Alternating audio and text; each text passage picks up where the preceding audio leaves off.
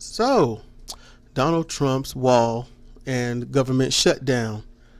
And this started basically, Trump wants his wall. The Dems were trying to block it, although they really couldn't. And he wanted an extra $5 billion to go towards the wall. Coincidentally, the Pentagon keeps losing averages of $5 billion, even up to some trillions of dollars in a year, with bad accounting and financing and things like that. Might I add, it just so happens that these defense contractors, which basically make up the Pentagon, keep getting richer. So, yeah, just a coincidence. I mean, you pull the trigger, you're aiming at somebody, but it's only a coincidence that it seems like you maybe shot him. Anyway, so, and might add that loss of money and stuff was reported by RT America as well for this wall, where they also reported, which I did not mention in the last video, that during this whole fight, as they're throwing rocks at people that's throwing tear gas at them and, kidnapping and detaining and separation of families, that they were also getting in and out in this fight through several holes under the wall.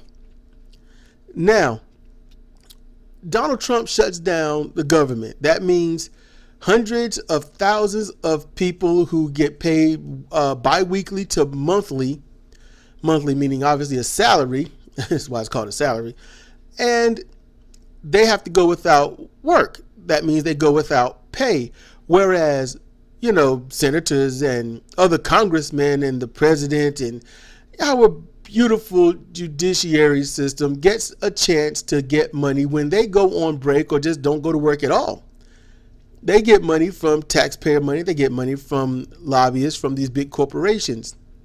Trump wants his $5 billion. And also, there was a $5 billion fund that was given towards the Middle Eastern war for oil.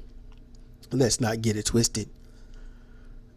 Now, Schumer and Pelosi, they were in the room with Trump when Trump was like, you know what, I'll take responsibility for the wall and such. And which he did.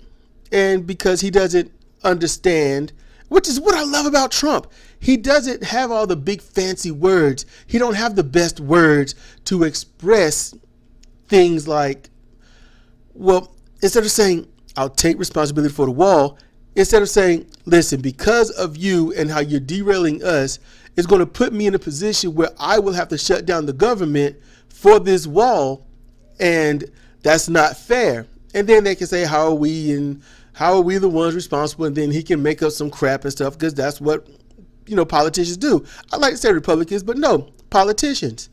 So, because of this government shutdown, because people aren't getting paid except, people that get lobbied. If you get lobbied and you get taxpayer money, you're fine.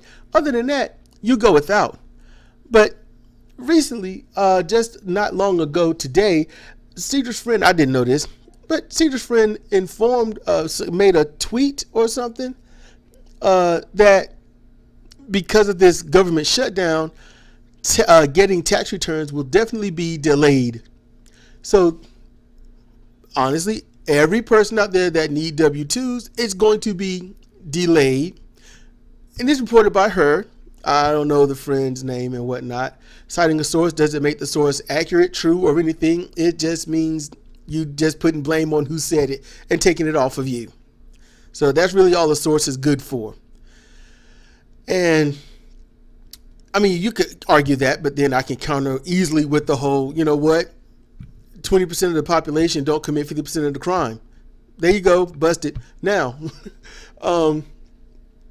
so just think about this. Since you're not going to get your tax returns on time, and might I add, when the government is working, if you are late with your taxes, you get jacked up. But if they're late getting the stuff to you, well, there's just no consequence about that now, is there? Thank you, good old-fashioned racism, for ruining this. And you wonder why I'm going to say that. And if you don't know, well, now you know, because the reason is because, well, racism is what puts that wall up. Racism is honestly, half of what got Trump in. Trump spoke populist. Trump spoke to the people about literally trying to make things great. He spoke on behalf of I think he mentioned Medicare for all. He mentioned not needing corporate money. He mentioned not being a slave to them and how he pays them, they don't pay him, so he's not controlled. He was so against the government, man. So that's where Trump was. And that's why he got a great majority of votes. And then comes the racist stuff about the wall, hating Mexicans, hating Middle Eastern people, hating anyone that's not Christian, white, and predominantly male. And that's how he got in. So, thanks to good old-fashioned racism, we do not get monies. But it's all right. Because the legislative branch, the judicial branch, they're going to get their money. They're going to get their money. And the executive branch is definitely getting paid. I mean, come on. The emoluments clause, he done shattered breaking the rules on that. So, obviously, there are no rules. Because when the president does it, it's not against the law. Well, that's all I got to say. This is Cedric Kennedy for Comparative Reasoning. Thank you for listening.